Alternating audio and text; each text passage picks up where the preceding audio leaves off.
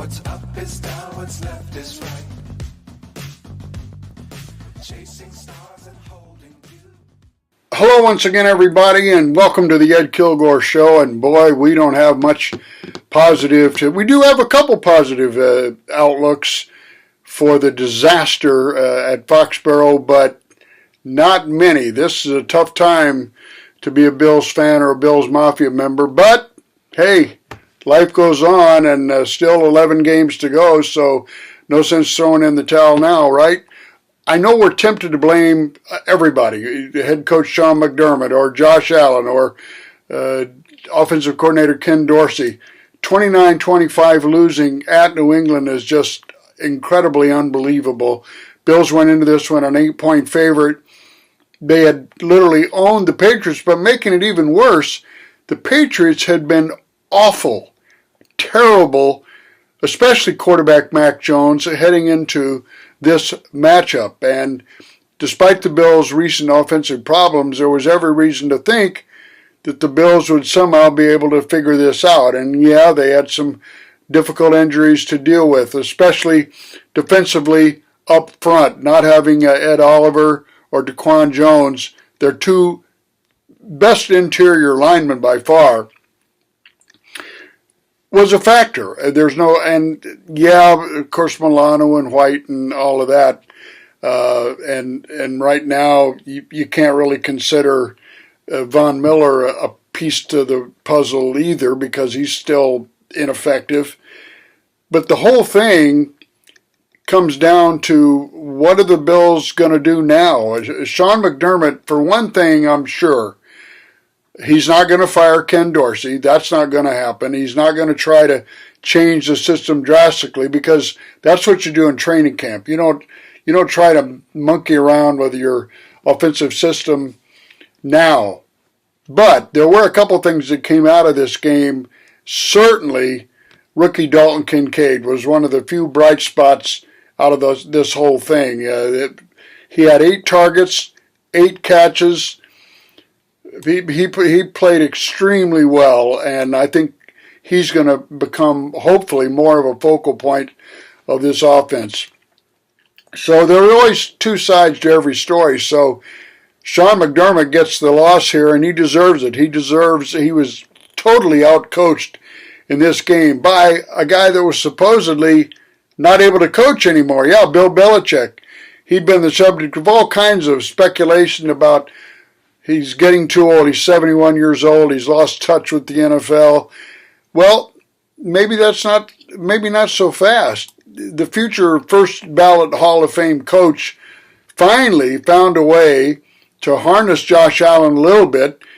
40% of Allen's snaps in this game came under pressure. Belichick wanted to get him off the dime, get him off his spot, make him uncomfortable. And what was uncharacteristic of Allen, who may still have a shoulder problem, I don't know, but he did look himself. He made some great plays, but he also made some terrible throws that just were hard. The way we're so used to seeing him complete these passes on the run as people break open downfield, and that just was not there in this game. Overthrows, maybe he's afraid of taking a hit on that shoulder. Could that be it? Well, all I know is that Belichick did two things very well. He handled Allen pretty well, and he especially made Mac Jones look like Tom Brady, and Tom Brady was a big reason that this was such a huge game for Belichick, because it was his 300th NFL victory, which puts him third all-time between Don Shula and George Papa Bear Halas, and he outcoached McDermott in every way possible in this game.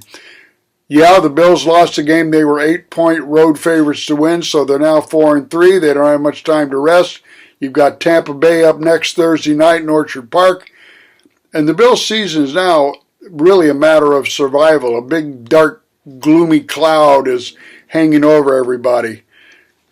Should we have seen this coming? Probably. First of all, I want to take a quick moment here to shout out to our sponsors. We have Atwell Eye Care, Blue Tusk Tech, and Global Vending Group of Buffalo. after having cataract surgery on both eyes at Outwall, that was a few months ago. My personal experience, it was life-changing. Taking a walk this morning, looking at how clear everything looks. Just an amazing job they did. I would highly recommend them for everyone. Also, Bluetooth Tech in Orchard Park can handle any of your computer needs. I know I had a Mac that was kind of beat up, and they fixed this thing up, and it hums like a baby now. So used or new, they can help all your computer needs. And finally, Global Vending Group, which has launched a global book vending program, and it's literally all around the world, making books available to young people to improve literacy worldwide. So congratulations to them. So where do we start? Of course, the Bills had 4 impact defensive starters out of the game, 5 if you want to count it that way. But Mac Jones had 6 drives inside the red zone in the entire list of games they had played coming into this one, and they had lost 3 in a row. He got into the red zone against the Bills 5 times just in this one game. He came into the game with 5 touchdown passes, 7 interceptions, and he would have been benched, but they didn't have anybody to go to. So in this game, ridiculous numbers, 25 of 30, 272 yards, 2 touchdowns, no interceptions. He was only sacked once, and that was by a safety. So that the Bills just did not get any real pressure on him, and that's what they wanted to do. He threw a Tom Brady couldn't have done it better. The Bills came back in the second half, but he threw a touchdown pass with just 12 seconds left. Boy, what if that had been 13 seconds? That would have really hurt. But you got to give Belichick, again, you got to give him some credit. And again, Allen, just like in all 3 of these recent losses, made it a game despite him looking a little off to us. Remember, the bar is pretty high. We're expecting an awful lot out of Josh Allen, and we should, I suppose, because he's been doing it. He finished 27 of 45, 265 yards, 2 touchdown passes, had a rushing touchdown. But it's so hard to figure. He threw an interception on the very first play of the game, and that just kind of set the tone. I know watching it at home, I thought, what is going on here? I still think most fans, I'm going to step aside a little bit here of the actual game, but to talk about how big a factor emotion is in sports in general. Remember, the Bills survived a scare by the Giants. They were coming into this game feeling relieved. We got that one out of the way. Now we've got the Patriots. We've got their number. We know they'll be tough in Foxborough. They keep telling themselves that.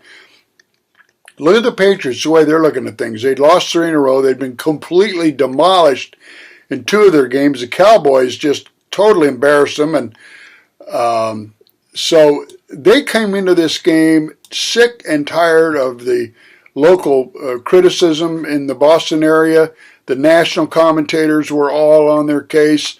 Belichick was getting sick and tired of all this.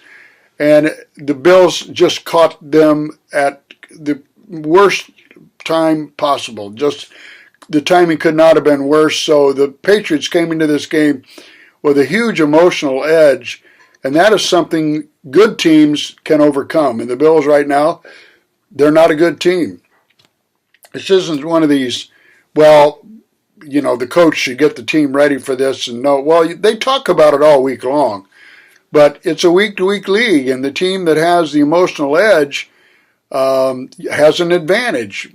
But, again, a good team overcomes that. So now, for the first time, really, in the Brandon Beane McDermott trust the process system, it's under fire. The roster is getting older. McDermott has always hated to play rookies, but I think he's going to have to change that thinking. So again, a bright spot. Dalton Kincaid, 8 targets, 8 catches, 75 yards. He's as good as advertised. Gets open over the middle, immediately runs after the catch, strong. Actually did a pretty good blocking job too. So let's see more of number 86. maybe less, of number 88. Dawson Knox was targeted 3 times, had 1 catch. I know he's playing with a hand injury, so maybe that's a reason, but he's got to be doing better for that big contract. Had 1 catch, very catchable ball on 4th down, couldn't hang on to it. And let's face it, he's been a disappointment. Finally, I keep saying this, we need to see wide receiver Khalil Shakir. He had 4 catches on 4 targets for 35 yards. That's a factor. Kincaid and Shakir, get this, they were targeted 12 times by Allen, and they connected all 12 times. Gabe Davis, invisible. He was targeted 5 times, had 1 catch for 6 yards. And you do the math. This is a problem when it's your number 2 receiver. Diggs is always going to have a lot of targets and a lot of catches. He was unable to make a couple tough catches on 12 targets, but he did have 6 catches, 58 yards, and a magnificent touchdown with the game on the line in the 4th quarter when he broke a couple tackles to complete a 25-yard touchdown play. That was really an exceptional play. Defensively, though, that's where the big disappointment came. The Bills, all they needed was a stop of any kind, and they could never get it. A.J. Epineza and Leonard Floyd, between the 2 of them, had 1 pressure apiece. Greg Rousseau was all but invisible. Von Miller had no impact, didn't even play on the final couple of drives, so that was indeed a problem. The young linebackers, these guys are physical, they can run and they can hit. They missed some tackles and they're out of position some, but overall I don't think the young linebackers were the problem. Terrell Bernard had 11 tackles. He was all over the field. I thought he looked pretty good. Christian Benford played okay. Dane Jackson had 7 tackles, but I know he missed at least 1 in the open field that cost a huge chunk play. Kair Elam sat this one out. He'd been struggling anyway, but he'd also been listed as questionable, so he might not have been in there anyway. And we haven't forgotten you, Tyler Bass. Missing a couple 50-yard field goals last week is one thing, but a missed 42-yarder in this one hurt. Now, I know it was windy down at the end where he kicked that ball, and it looked like, at least on television, like the ball took a hard right turn, but it's still not a good trend. Punter Sam Martin, well, he had to punt once for 55 yards, so you're okay, Sam. Well, the Bills' special teams also gave up a punt return that hurt him. Now, if you want to take a shot at Dorsey, I think he still isn't using James Cook enough. Cook, 13 carries, 56 yards. That's a 4.3 average. Very good. He also had 3 catches for 46 yards and an impressive touchdown. That's 3 catches on 3 targets. So you see, there are some targets here that are making catches. They need to get the ball more. Now, it's going to be a real team test for the team. They've got, again, the short week Thursday night against Tampa Bay. They're coming off a loss. At least as far as we know, there were no serious injuries. So how will the Bills bounce back mentally? Miami lost, which helps, so the Bills are still in striking range. But my advice to the Bills and their staff starting Monday is don't read or listen to anybody's comments on this game because it will not be pretty. Still 10 games to go. Things are coming. Everything the Bills could want is on the table in front of them, but it's not going to be a quick fix because it's not just one major thing. It's a whole lot of little things, false starts and holding and stupid penalties. So it's not the end of the earth, but as they say, you can see it from here. Again, thanks to Atwell Eye Care for my perfect vision, Blue Tusk Tech for my super fast computer, and Global Vending Group for its worldwide book vending program to improve child literacy.